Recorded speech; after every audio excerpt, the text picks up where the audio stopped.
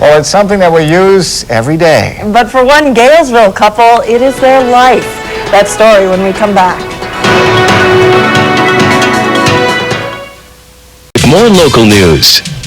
The telephone is a convenience that many of us take for granted. But it's something really appreciated by one Galesville couple. Tonight, Lisa Klein goes in search of a place where the history of the telephone has been put on hold. Over 100 years of telephone history can be found right in the little town of Galesville.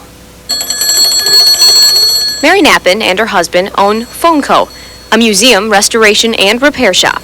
We always had a little antique shop on the side, and then we got into phones, and it just kind of multiplied. And she's not kidding. They have lots and lots of phones. Oh, 500,000 maybe. 15 years ago, the Knappens started dealing strictly with telephones. Some are from other countries. I would say the majority of them are from the U.S. or Canada. Phone Co. is more than just a museum. The company also restores and repairs phones for people across the country.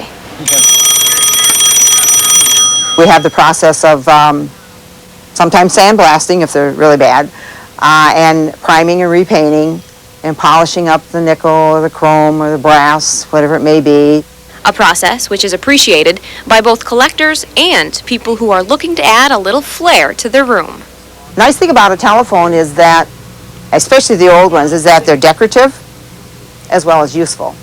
And tie in a little piece of the days of old. My favorite part is saving an old piece and making it workable, and so people can enjoy it yet, and continuing the history of the phones. We went in search of a place where the history of the telephone is preserved. I think we found it. In Galesville, Lisa Klein, News Channel 8. Hello?